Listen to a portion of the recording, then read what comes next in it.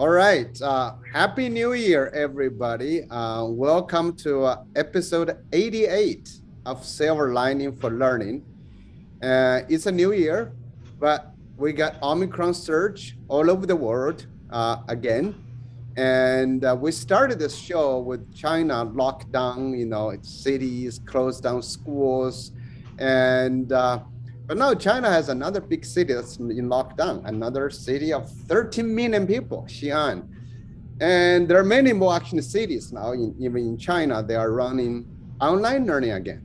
So it's quite interesting over this, 2 years of COVID, and we're still battling with COVID. And at the same time, there are many other things have passed.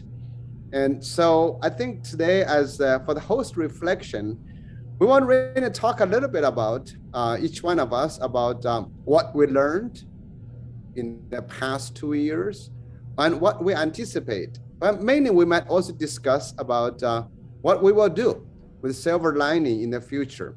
So I would like to say, maybe Chris, you want to get started? Sure, I'm willing to get started. I picked my backdrop in part because we got 13 inches of snow at our house a couple days ago. But I also wanted to paraphrase Shakespeare and say, now is the winter of my discontent made glorious summer by these idiot policymakers and educational leaders that say I'd rather have kids and teachers get COVID than have them do remote learning. I mean, it's unbelievable the degree to which remote learning is being vilified. And we've talked on this show about the fact that the world is going to be different now, no matter what happens with the pandemic. It's going to be a hybrid world.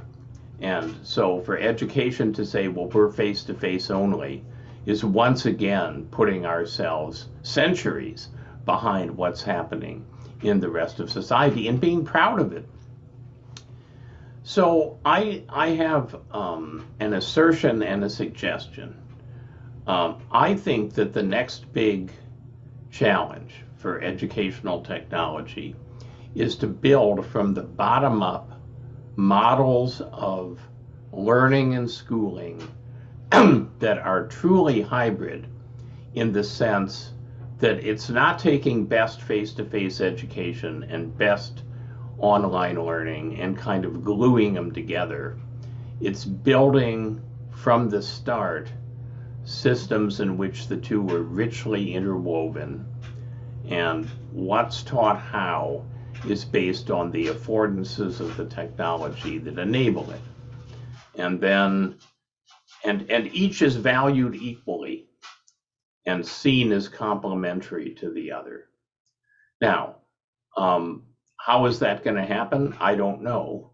It's going to require something we don't see often, which is experts in face-to-face learning and experts in distance learning working together, and in particular, experts in face-to-face learning valuing distance learning and saying, actually, you're just as good as we are.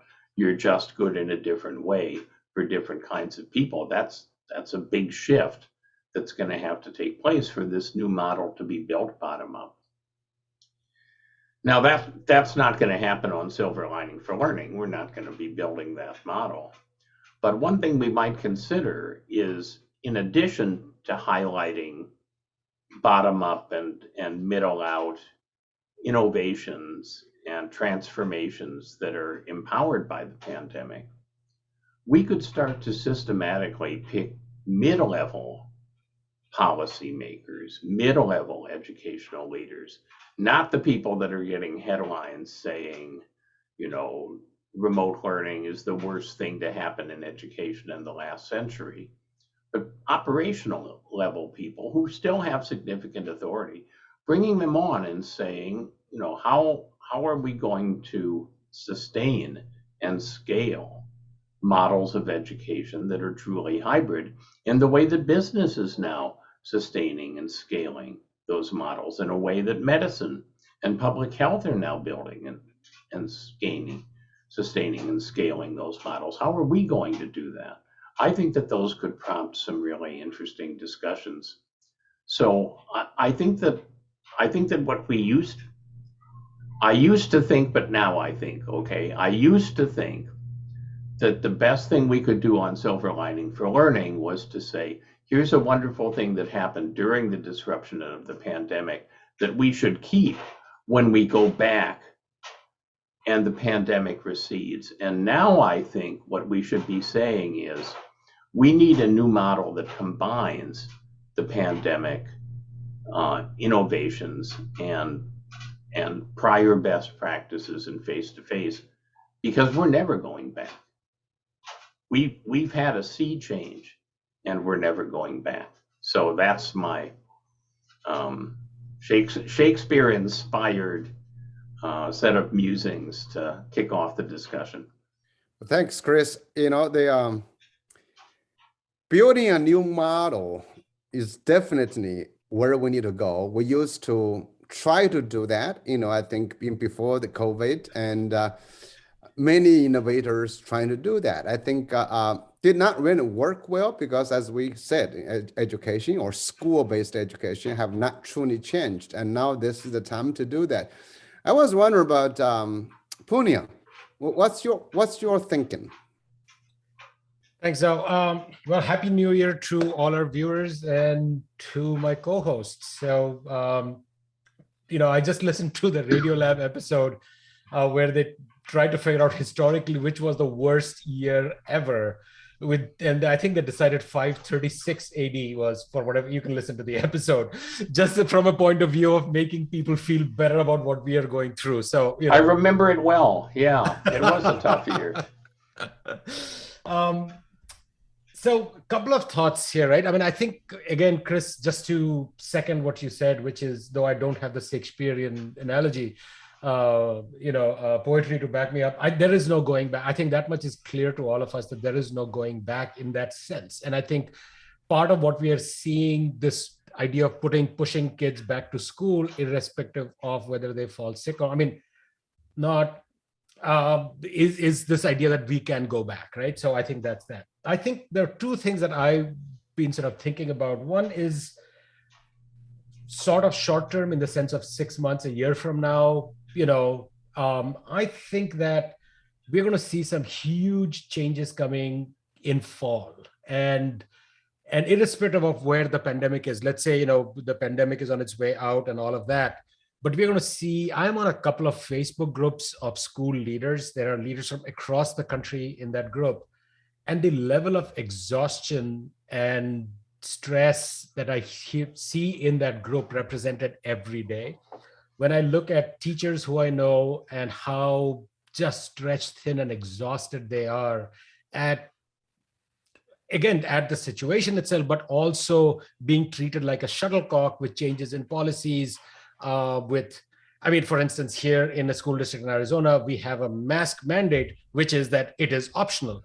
That to me is the ultimate, sort of counterfactual thinking, or whatever, paradoxical thinking, right? Which is military intelligence, which is, it's a contradiction in terms of it's a mandate and it's optional. Either it's one or the other.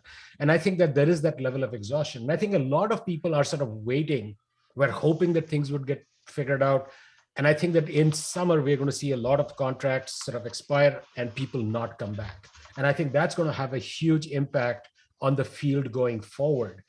In some ways, what it might lead to, and we've already seen some of that, which is that, states will loosen the kinds of requirements needed for people to become educators, which in one way is, removes the stranglehold of certification and all of that, which may be for the good. But I think at some level, we will have a lot of inexperienced people entering into the classroom at a time when I think our kids need the most support.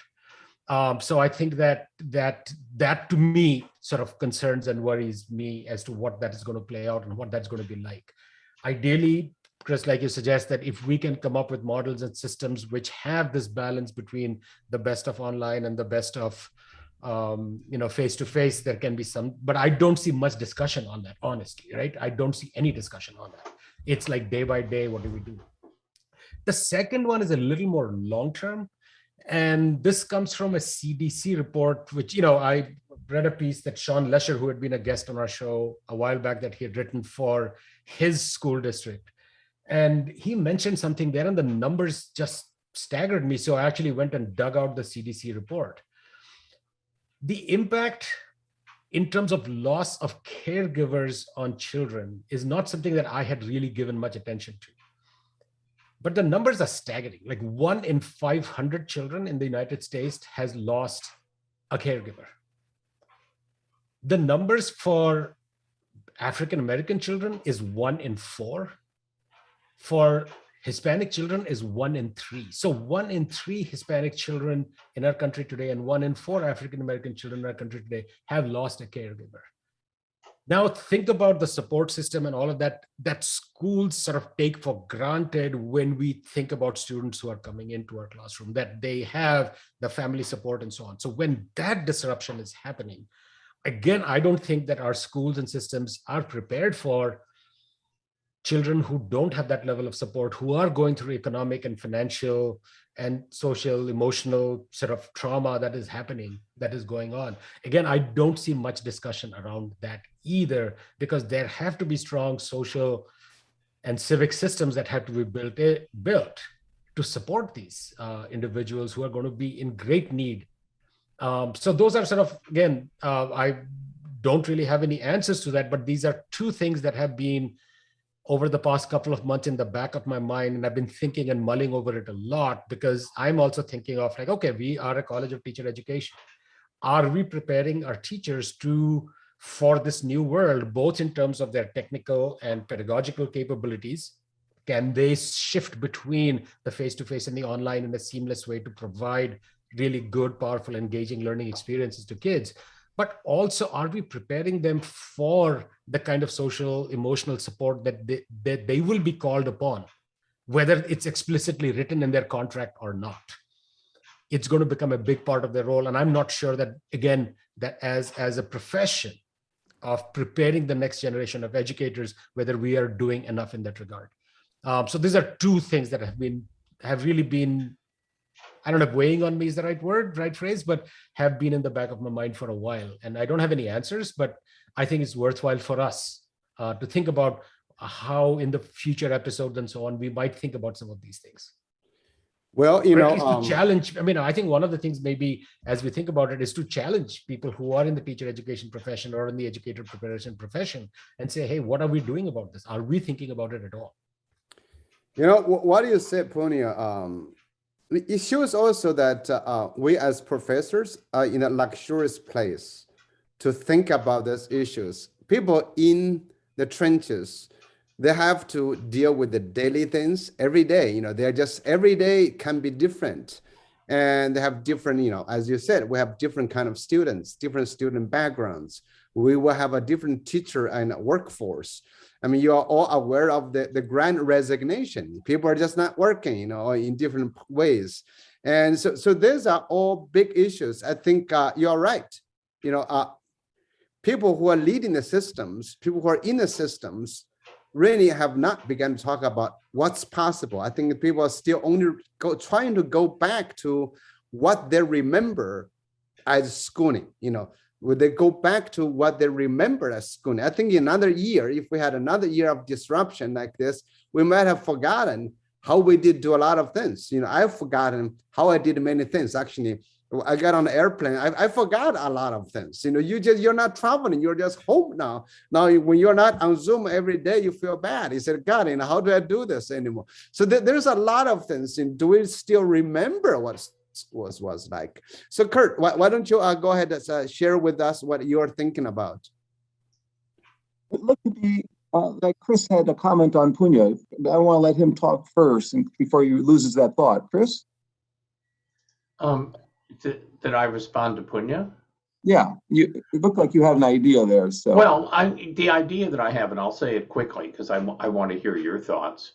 We already know what happens when qualified people leave the profession of teaching, because I remember when there was this big push to have highly qualified teachers, that there weren't enough highly qualified teachers. The federal government, the states made a lot of pronouncements. And then what did they do? They changed the definition of highly qualified to downgrade it so they could say, now we have enough highly qualified teachers. Can you imagine that happening in medicine? Can you imagine people saying, rural areas and so on don't have enough highly qualified doctors? So we'll hold a big press conference. We'll say that we're going to solve this problem. And then what we'll do is we'll just say, forget about internship and residency. When you get out of med school, you're a doctor. And now we have enough highly qualified doctors. I mean, it's unbelievable, the games that are being played. And I'm sure that yet another whitewash will take place over the exodus that Punya correctly identifies is going to happen. It's going to be second only to the exodus that's going to happen in healthcare, which is going to be even more frightening in terms of what goes on. Kurt? Thanks, Chris. I'll start with two comments first, and then I'll go through a semi-prepared talk. Punya's got that microphone there. Now he's put it off camera for a minute, but during Christmas, someone sent me a professional camera, and I've basically not had time to even set up a camera. That's all my life has been the past month, because I've had to purge my entire office at IU and box about, 30 suitcases and take them to recycling, take another 4 boxes to Goodwill, and take 3 boxes home. I no longer have an office at IU. And I got COVID at the end, so I had to go in at night when no one was around.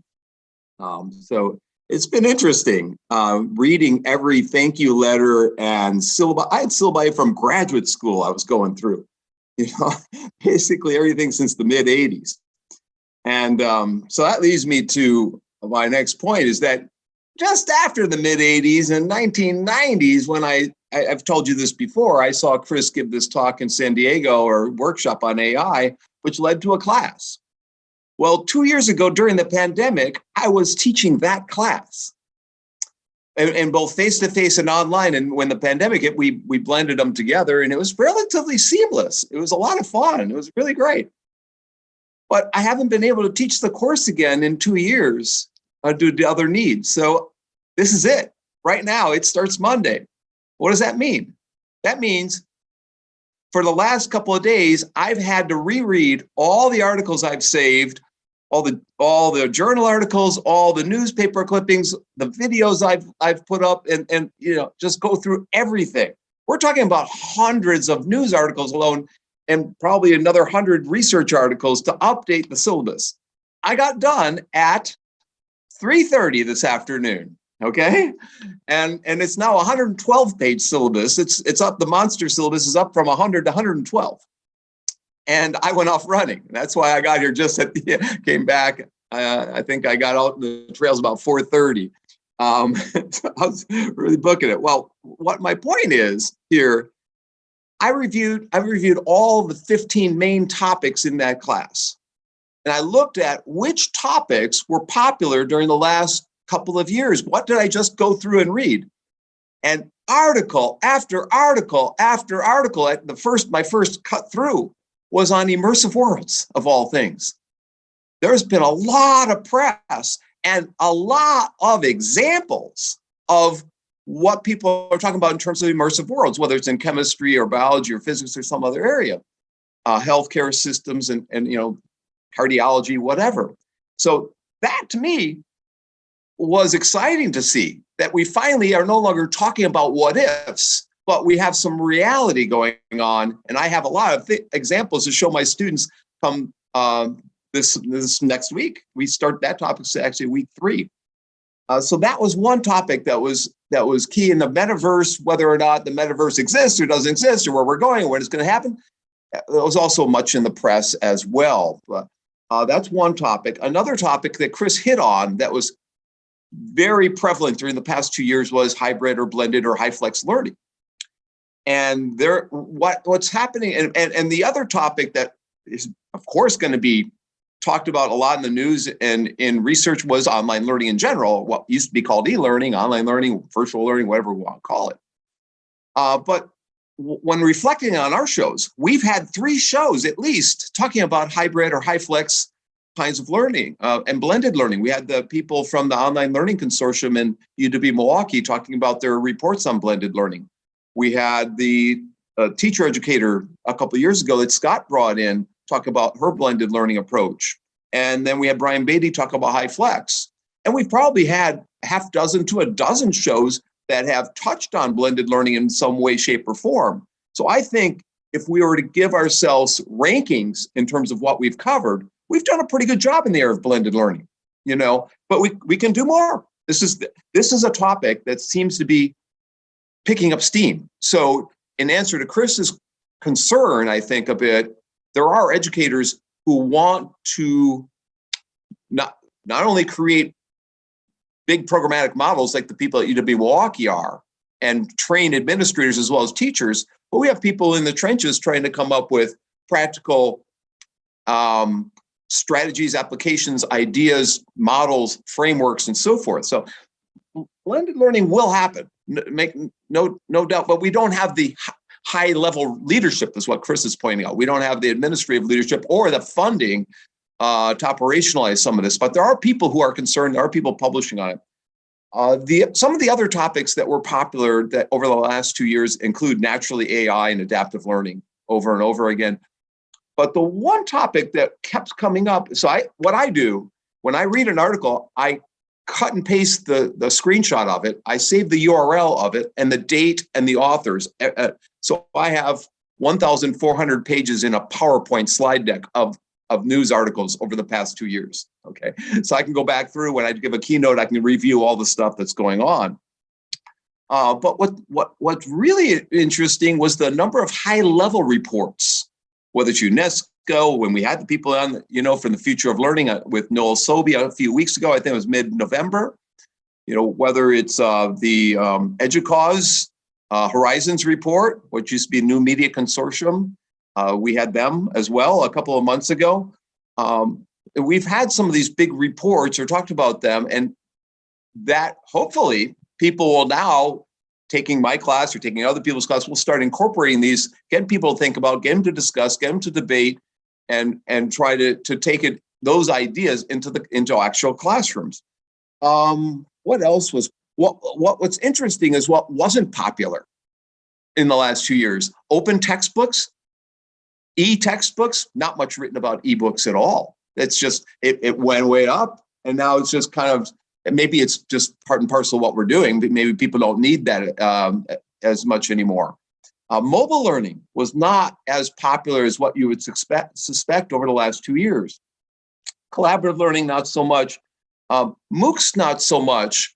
However, with MOOCs, it was more about the scale, the numbers, and it continues to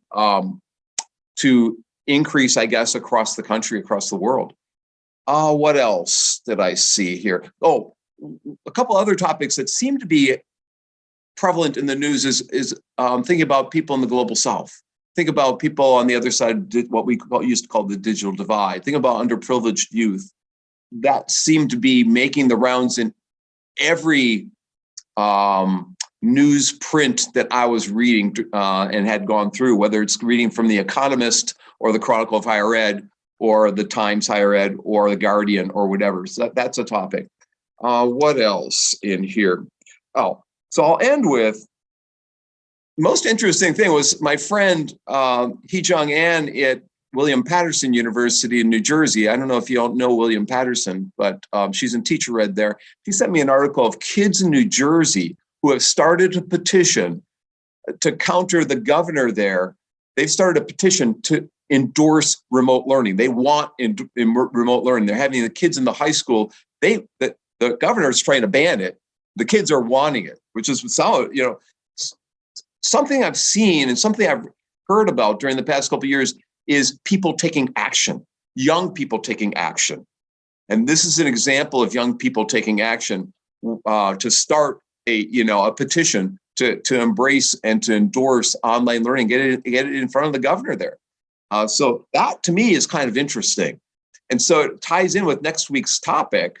And I'll just briefly mention it's about kids doing action research projects in Colorado and getting them very much involved in ingenuity, creativity, science, and inquiry-based learning, and becoming scientists themselves during this pandemic. What they've done is flip the question. It's not learning loss, it's learning gain.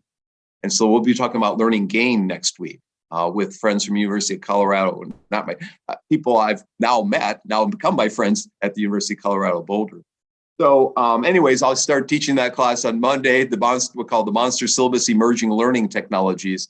If anyone's watching this, go to my homepage and you'll find at the bottom there, R678. All right, thanks, Kurt. Looks like COVID has get you to be very energetic, and that COVID didn't do much to hammer you down. And you know, just a couple of things I want to reflect on this. You know, first of all, I've seen an increasing acknowledgement of the disconnection between teachers and students, between what students want and what schools offer. And what Kurt was saying that is right. But also at the same time, we need to acknowledge that during the pandemic, kids actually suddenly had more freedom. And when they had more freedom, and they also had more access to technology because, you know, we're giving them those devices, you know, and also parents are relaxing regulations on, you know, or rules on there. So they had more access, and children now are probably more connected globally and participating at a much more diverse set of activities than many teachers. I think that is, and then this disengagement from schools is quite becoming quite apparent. You know, children, they're smart. If they don't want to deal with schools, they don't have to necessarily fight like you were saying, Kurt, you were saying. They just get disengaged. I think that is something it's quite significant. Second of all is, you know, I had actually I visited a school last week in Iowa, in Southeast Iowa. I flew into Omaha, and this school is very small. It's 500. No, wait a minute. Everybody flies into Omaha during winter break. No. Oh, yeah, exactly. So I drove there. The school is called Woodbine, Iowa. It's a very small community, but they are moving towards allowing students to have more choices, to select the student autonomy. I was very impressed. In a very, you know, I stayed in an Airbnb. The city of Woodbine is like 1,500 people. So it was really interesting visit was for me. But it was at the same time, all the teachers, school leaders are willing to try something different to address the idea of disengagement. I think that's the second that we need to acknowledge. A third thing, really, I hope that we will talk about is as Chris was talking about, a new model rather than just an example, because we've seen good examples that Kurt, you were talking about, you know, there are a lot of examples. Now, how do we help schools and the school systems and teachers and students to have honest conversations? How do we actually build new possibilities? I think this is a time that things can emerge, things could happen. So I'm hoping we can have conversations about the whole design of education. You know, we used to have a system that everything works around the school. You have a curriculum, a department of curriculum instruction, you have teacher education, you have school leadership. We divided the roles, we try to work on that. But if we want to build a new model of complete hybrid, should we rethink about how schools are organized? How, you know, do classes have to be classes? 25 kids, 40 kids. Do we have to teach school subjects, you know, in the traditional way? I don't think we have done enough, because a lot of times we get innovators who can work within the system, but not a lot of innovators who can break the system and create some new possibilities. So that's where I think, you know, I want to see in the future. Punya, go ahead. Yeah, so I think that emphasis on thinking, because if you think about education, what a school is, it is at the intersection of a variety of different groups and powers that control what it can do and cannot do, right? Whether it's the Department of, the Department of Education, whether it is curriculum and policies, where, all of those things, right? So I'll give an example. So for instance, when we were working with this school in our local, this is before COVID, and we were thinking of what a new model of school could be. This was third, fourth, fifth grade.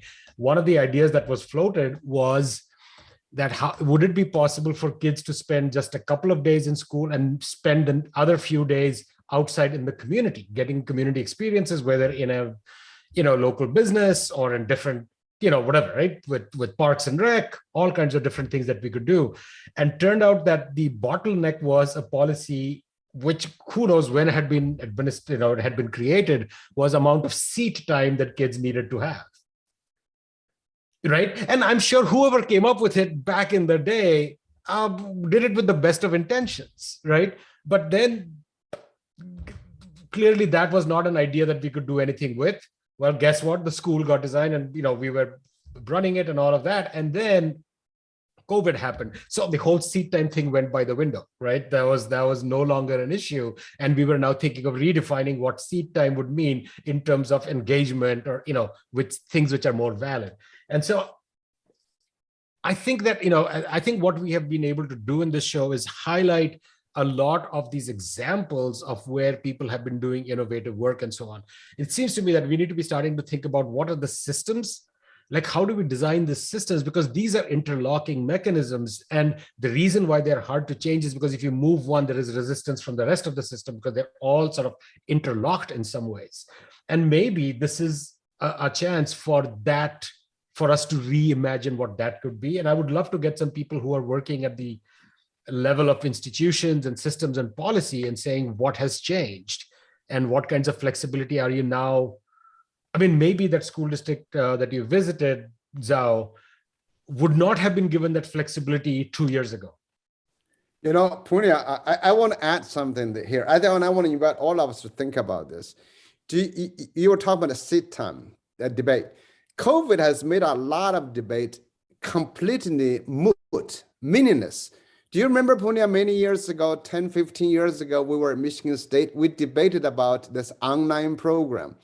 And one of the online programs talk about is about sit time. Many universities had required, if you want a PhD, you have to be there for a year or two.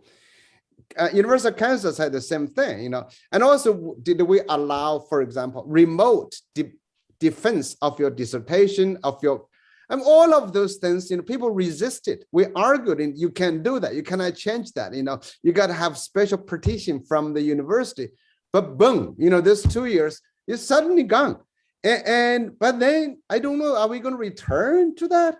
I actually don't know. They might say, oh God, we still have to do that. I think this kind of thinking, what we've lost or what we've got rid of, should we return to them? This is a huge question. And I think it's a huge question. I have to let me make sort of the counter case a little bit as well. Yeah. So last year, I got nominated by my dean to be part of this leadership cohort thing at ASU.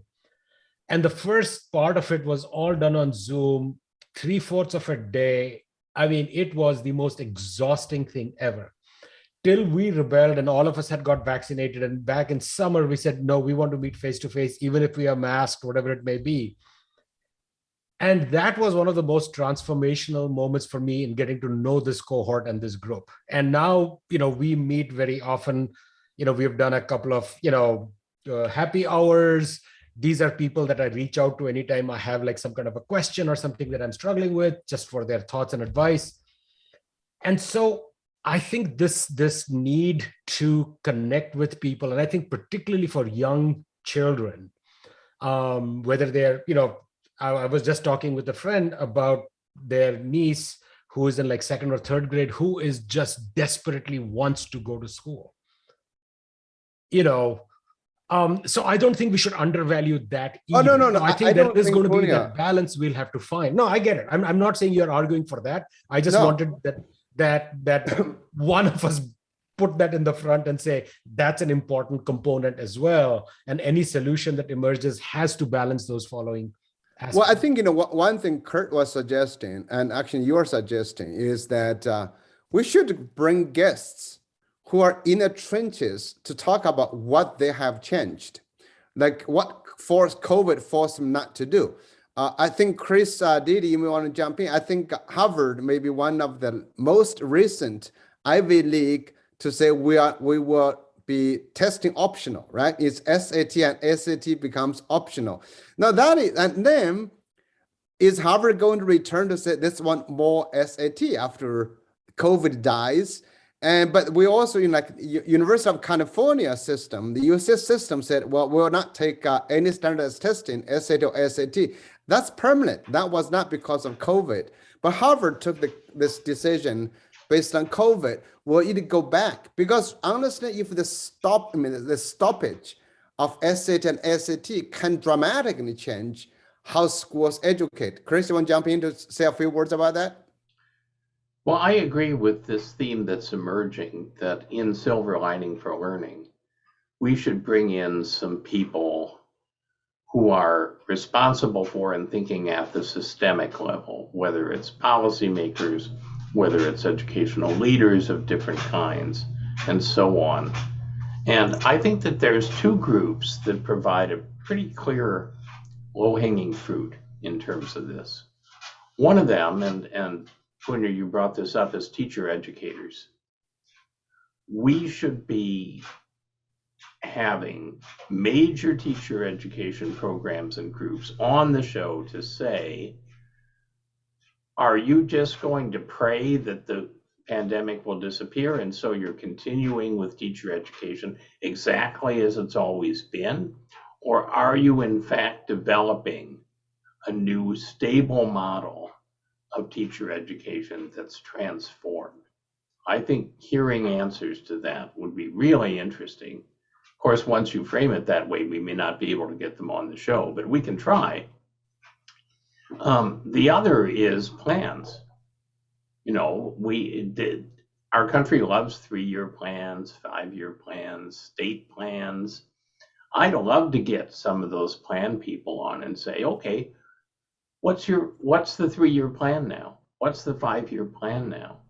Is it to kind of pray that the pandemic goes away and so the plan looks the same as it did 2 years ago?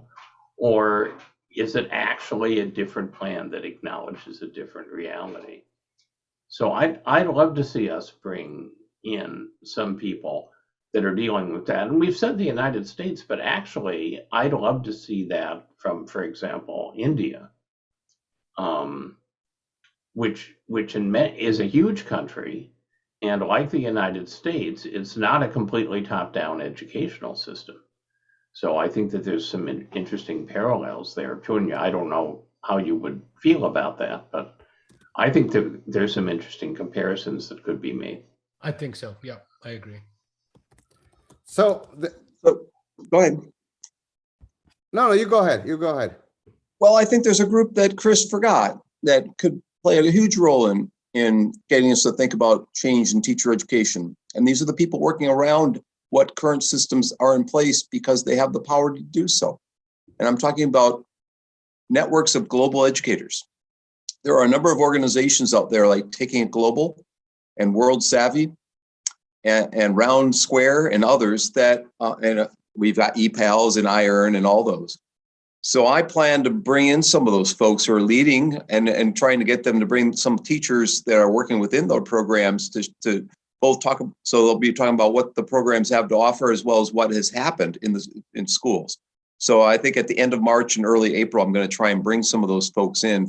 So one of my themes to contribute this year would be global education, which is something Young picked up on earlier. Maybe it was in our first season. You had a couple of folks in doing global education, kind of maybe you had both season 1 and season 2. But at the start of season 3, which will start at the end of March, I'll be working on that. The other thing I've been thinking about as you guys were all talking here is I think we need a new model, and I'm calling it TM. Now right away, because Punya talked about transformational moments, that's TM, right? And Chris is just thinking about his college days when he's doing transcendental meditation, and hanging out there, and Young is talking about time management. Well, I'm not talking about any of those things. I'm talking about having a toss mindset. I've just tossed my whole office. I got rid of the whole thing. But when I talked to you about my syllabus, I forgot to mention that I'm creating an alternative syllabus, letting students toss. 112-page syllabus took me forever to create. So teachers have to be open to get rid of their curriculum that they've designed and let students run it and drive it. And I've been teaching the course for 30 years. I've never tried this before in this class, I don't think, but I'm going to have the students choose either syllabus, either the one, that you have all these choices and options. It's the monster. It's called the monster, or you can create one. So I'm going to let students design their own. And I think teachers have to maybe have some of that mindset. Here's something that we could go through, or we could go through your choice, and let students decide if they want prepackaged stuff and options, or if they want to move forward and move ahead and take control over things. And so that's what I'm going to experiment with here this semester. So again, that's syllabus only be a page or two, and just going to have the rough skeleton in there, and that's not done yet. I'll work on that tonight. So I misspoke earlier when I said I'm done. I'm pretty close to done, and I'm going to give this a shot, and maybe in 15 weeks I'll come back and let you know how it went. So what do you think, Punya? You talked about TM, transformational moments there. This was a transformational moment for me in getting me to think outside the box for a minute. You know what, I think beyond what Chris is talking about, teacher educators and planners and others, and I think it's another group of people who really we haven't touched upon that, is people who can do systems, big design thinking, and really just help us imagine what education could be. And we've been, right now, when I look at education, my concern is really the fragmentation. Education is a system that everybody blames everybody else and not themselves. So I've done a lot of talk. I'm sure you guys have done a lot of talks. Every time you ask, people say, well, if you are talking to school superintendents, they said, okay, what about the system? The system doesn't change. And everybody thinks if they change, everybody else will not follow. When school leaders say, well, we want to change, but parents don't want to change. Students don't want to change. When you talk to parents say, well, what school teachers? So education is a system. We point at other people for problems. So somehow we need a group of people who say, yeah, we're all in this for this change.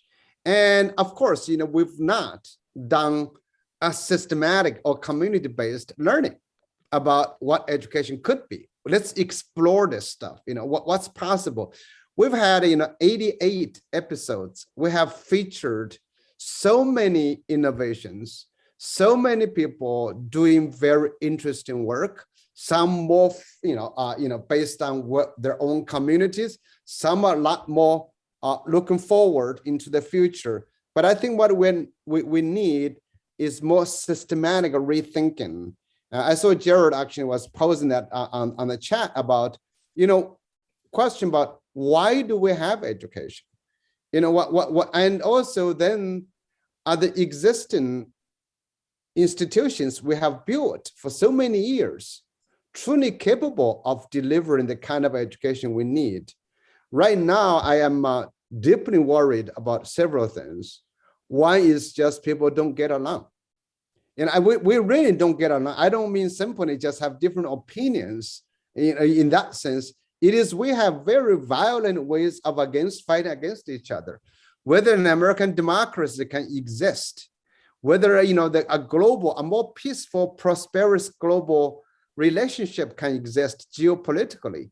I am very concerned about that because that's what I call my retirement. I would like the world to be a more peaceful and prosperous. I'm very concerned about that.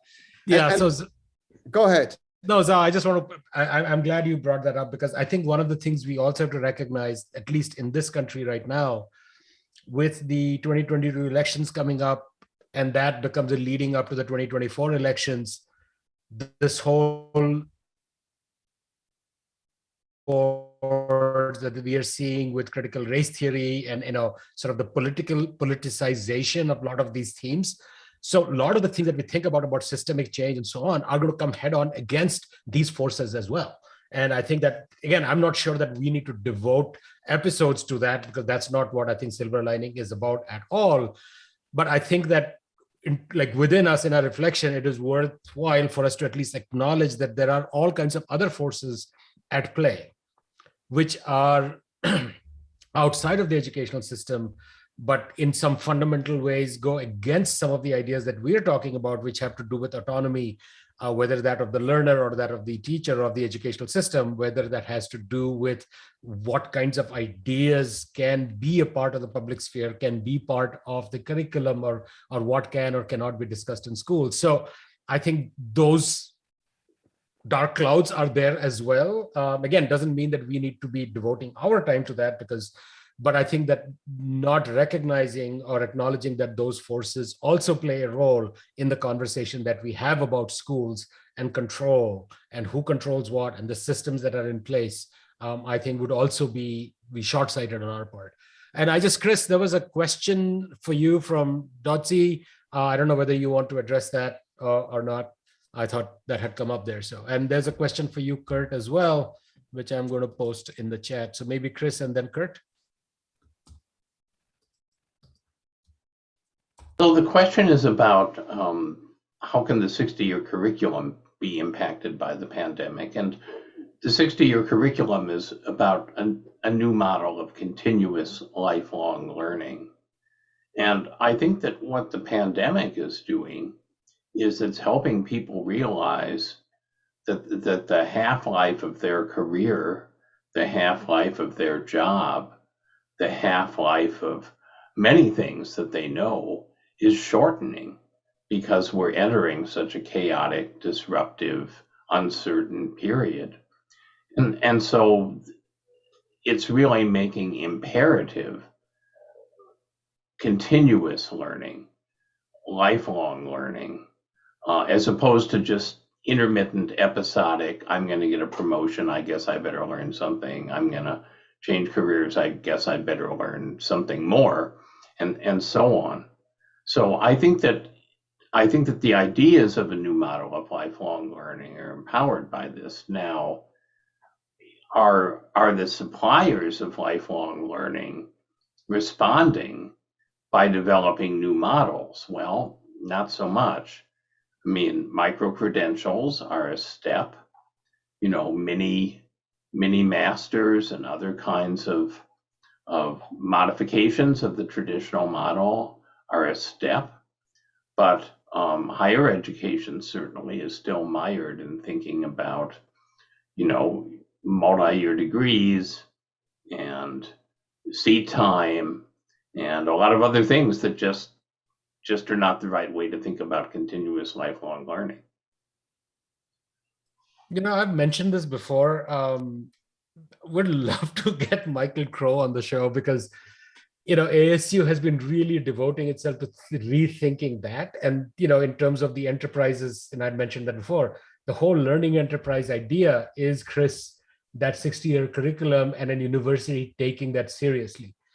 I think the jury's still out how it's going to play out, but I think that's one of the first examples of a major university saying that our responsibility goes from K through whatever the end of life that you think about. And that the academic component is one important component, but that's not going to be all that we will be asked to do. I don't know. We'll see. Anyway, Kurt, I think there was a question. Yeah, it's hard for me to read into students' minds from a distance, but you got to feel like after 2 years of this, that there's some comfort that's probably being acquired by these students in online or blended forms of learning, that when they see some policies that don't make a lot of sense to them, that they are now able to take charge of their own learning. So one other trend that was prevalent in the news I was reading through this afternoon and yesterday is SDL, self-directed learning. It seems to be a heavy emphasis out there in terms of both research and practice. What is self-directed learning? Can we define it? Can we build it? Can we promote it? Can we foster it? What are some of the tools and tactics that we can use in designing courses that can help in that regard? So, Dazi, in terms of the students in New Jersey, after a couple of years of this different remote forms of teaching, they're just saying, hey, some of this is working out for us. Okay, it's not all bad, as the governor's wrong, basically. And I think if we hear that over and over again, if the students stand up over and over again in Wisconsin, in Iowa, in Oregon, in Massachusetts, in Arizona, and Texas will, I think that will be the major voice. And I think it's important that the students have stood up, and we need to see more of it.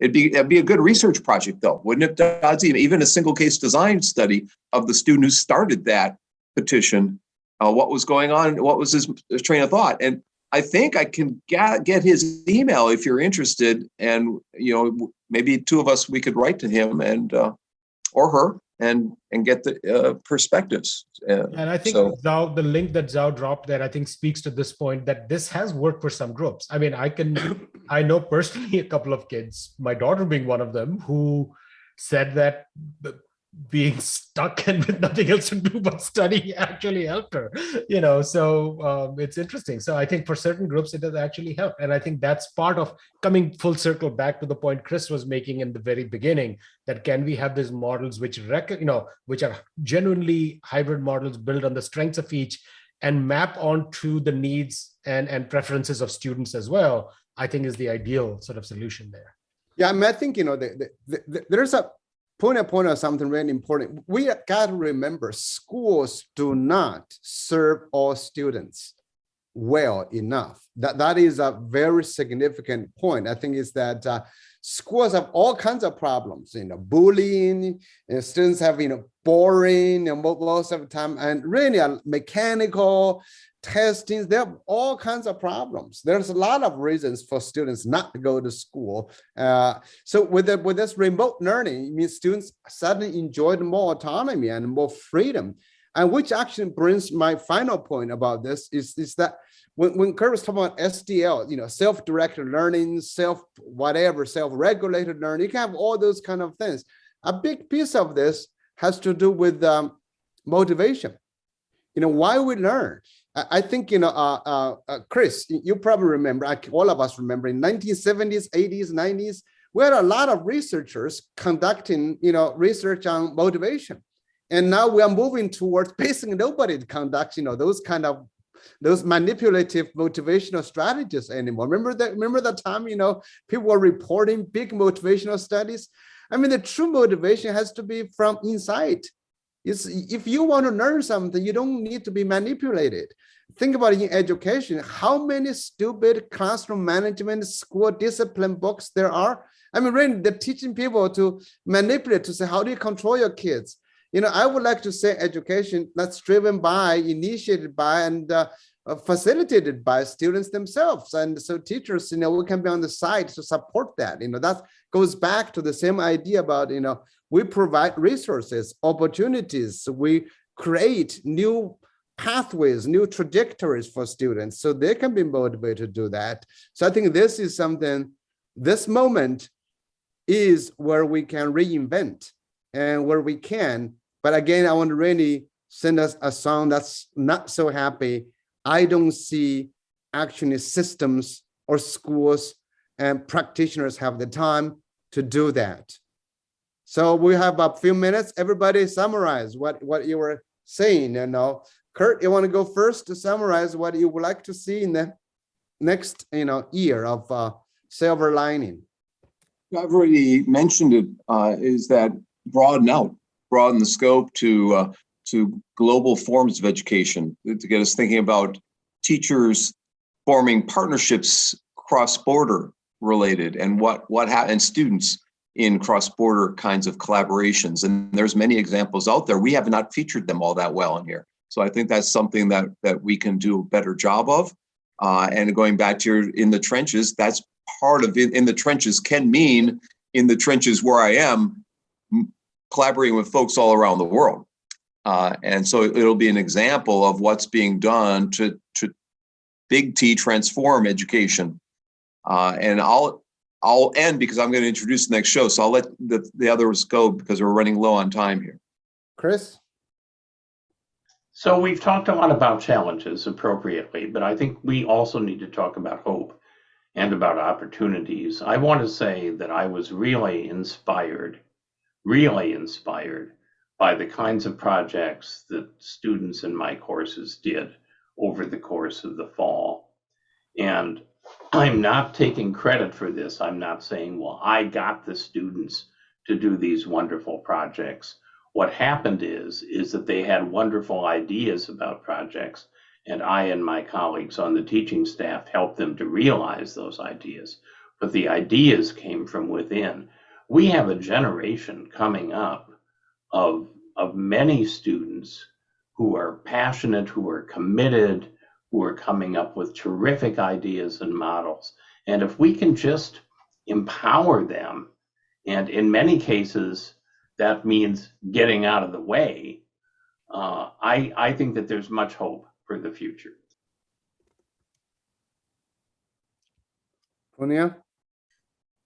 So two things. So I don't know if you watched the movie Don't Look Up. I did. If you haven't, please do so. As somebody on Twitter said, Don't Look Up is a documentary.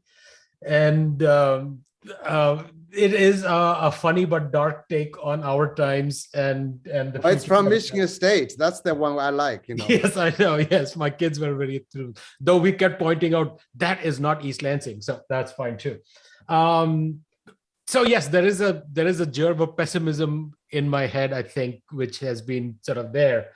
But I think from the point of view of the show, there should be a couple of things. I think I agree, Kurt, that in terms of widening the scope of the guests that we get, thinking of more systems level thinkers, maybe getting a few more speculative thinkers about in that space, right? One of the more fun projects I did last year was have science fiction writers write about what the future of education could be. So that was very fun and enlightening to get this outside perspective. So maybe that. I think we have talked about getting some guest hosts on as well. And I think that's something we should totally follow up, because I think it sometimes becomes a sort of an echo chamber for the four of us as we talk to each other. Yeah, could you place that on the website so we can tweet it out? Okay. Yeah, I haven't done that yet, but I think that's something that we should do as well. And also pursue people to see if they would be willing to do it. So I think those are a couple of things I would love to see in this year coming up. I can't believe, honestly, in March, we will be doing this for 2 years, and that's been fun. Well, I have one last point. I hope everybody is feeling well. After 2 years stuck in your home, you feel like you've lost a lot of connections, a lot of ideas, a lot of things, so I think Punya is right. It's just remote is okay, is good, but you got to have a mixed connection kind of with human beings, so that this is a very significant. So hopefully, we will get together someday. And I hope all our listeners actually feel happier, feel expanded, your thoughts, So Zoom can give you fatigue. So this is something I hope we can get rid of. Thank you. Kurt, you want to introduce next episode? The episode 89. We're going to go off to Colorado and hear about learning. The sky's the limit when youth take action, because they're going to be talking about youth participatory action research that's been going on there and how they empower high school students to take charge of their own learning. Ben Kirshner and 3 of his colleagues will join us from UC Boulder, and I hope you join us. Thank you. All right. This is episode 88. Thank you so much, and Happy New Year, everybody. We'll see you next week. Bye-bye. Thanks, guys.